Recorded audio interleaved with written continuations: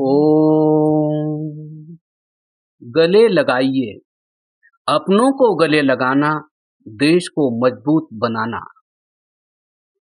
खेल अभी खत्म नहीं हुआ।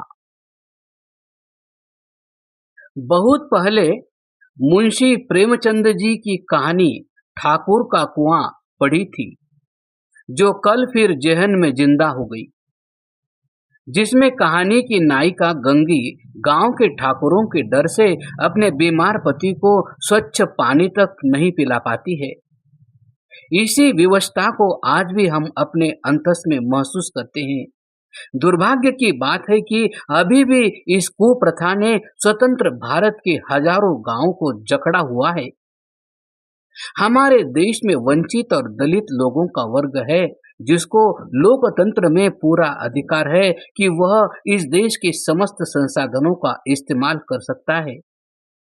यह अधिकार देश का संविधान तो देता है, किंतु सामाजिक जातिगत संविधान के सामने वह आज भी लाचार खड़ा दिखाई देता है। आत्मवत सर्वभूतेषु, सभी प्राणियों को अपनी आत्मा जैसा ही मानो। शायद यह उपदेश उस समय किताबों में सिमट जाते हैं जब महाराष्ट्र में संगीता को दलित होने के कारण, ऊंची जात वाले छुआछूत के कारण अपने कुएं से पानी नहीं भरने देती। बिहार के दशरथ मांझी या उनके अकेले पहाड़ काटकर रास्ता बना देने की कहानी सबसे सुनी होगी, सबने सुनी होगी। ऐसी ही एक और कहानी सुर्खियों में आई थी जब सूखा पीड़ित महाराष्ट्र की धरती का सीना चीरकर महज 40 दिनों में पानी निकाल देने वाले बापूराव ताजने की भी कथा दशरथ मांझी से कम नहीं है। बापूराव ताजने महाराष्ट्र स्थित वाशिम जिले के कलांबेश्वर गांव में मजदूरी कर अपना व परिवार का पेट पालते हैं। दलित होने के कारण बापूराव की पत्नी को ऊंची जाति के पड़ोसियों ने जब अपने कुएं से पानी नहीं लेने दिया तो बापूराव ताजने को बेहद तकलीफ हुई। दिल ही दिल में यह बात उन्हें चुभने लगी। उस रात उन्हें नींद नहीं आई, मानो दिल में कोई टीस चुभ रही थी। सुबह सवेरे उठकर वह बाहर निकले और खुद ही कुआं खोदना शुरू कर दिया। अचानक यह सब देख सभी सकते में पड़ गए। पड़ोसी ही नहीं, परिजन भी उनका मजाक उड़ाने लगे। लोगों को उनका यह जुनून पागलपन सा लगा।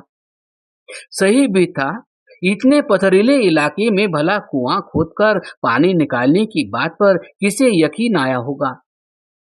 वह भी तब जब उस इलाके में पहले से ही आसपास के 3 कुएं और एक बोरवेल सूख चुके हो। लेकिन कहते हैं मनोरथ सच्चा हो तो ईश्वर जरूर साथ देता है। बापूराव रोजाना 8 घंटे की मजदूरी के बाद करीब 6 घंटे का समय कुआं खोदने के लिए देते। महज 40 दिनों में बापूराव ने बगैर किसी की मदद के अकेले ही कुआं खोदकर पानी निकाल दिया। जहां उनकी कहानी प्रेरणादायक है, वहीं उनकी विनम्रता पर हर किसी का लक्ष्य होना चाहिए। जब मीडिया से बात की तो उन्होंने अपने पत्नी का अपमान करने वाले उच्च वर्ग के लोगों का नाम लेने से इनकार कर दिया, क्योंकि वह गांव में जातिवाद का तनाव नहीं चाहते थे। उन्होंने बताया कैसे वह लगभग टूट ही गए थे जब उनकी पत्नी का अपमान हुआ। मार्च का महीना था जब बापूराव ने खुद को कुआं खोदने के लिए समर्पित करने का फैसला किया। इसलिए वे मालेगांव गए और इसके लिए उपकरण खरीदे। उसने अपने प्रयासों में मदद करने के लिए भगवान से प्रार्थना की। बापूराव ने ग्रामीणों का सम्मान भी हासिल किया है और क्षेत्र में कई लोग अब उनकी मदद के लिए उनके पास पहुंचने लगे थे। एक मराठी चैनल ने बापूराव ताजने के काम को प्रसारित किया, जिससे तहसीलदार को किसी भी मदद की जरूरत पड़ने पर उनके पास पहुंचना पड़ा और उन्हें एक गुलदस्ता भेंट किया। फिल्म अभिनेता नाना पाटेकर ने भी उनसे फोन पर बात की है और जल्द मिलने का वादा किया है। वाशिम के एक समाज सेवी ने बापूराव को 5,000 रुपए का इनाम दिया। इस किस्से में बाबूराव के प्रति बेहद सम्मान जगा, क्योंकि बाबूराव ने उपेक्षा को षड्यंत्र में नहीं बदलने दिया। बापूराव की ऊंची सोच और बड़प्पन को हर कोई नमन कर रहा है, लेकिन बापूराव की पत्नी के साथ जो हुआ वह बर्ताव दलित समुदाय के सदस्य के रूप में उसकी बुनियादी गरिमा से वंचित करता है।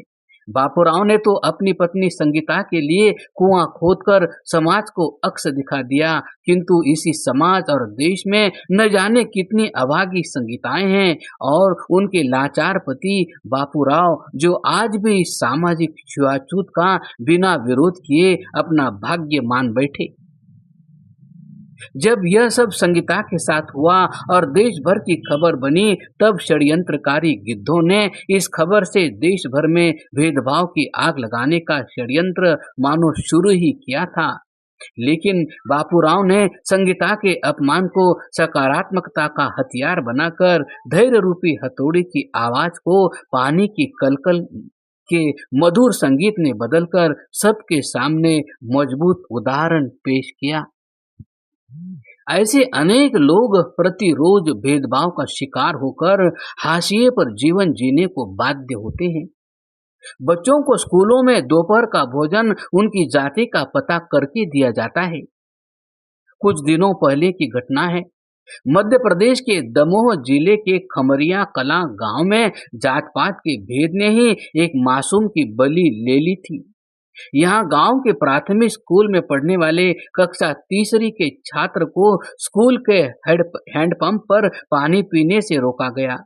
इस पर वो मासूम अपनी बोतल लेकर कुएं से पानी निकालने पहुंचा और जिंदगी से हाथ धो बैठा। हम किसी राज्य विशेष को चिन्हित नहीं कर रहे, बस एक व्यवस्था पर सवाल है, और वो अब सवाल यह है कि 21वीं सदी में जबकि भारत विश्व शक्ति बनने का इरादा रख रहा है, क्या वह इन मानसिक बीमारियों से मुक्त होकर आगे बढ़ने का भी इरादा रखता है?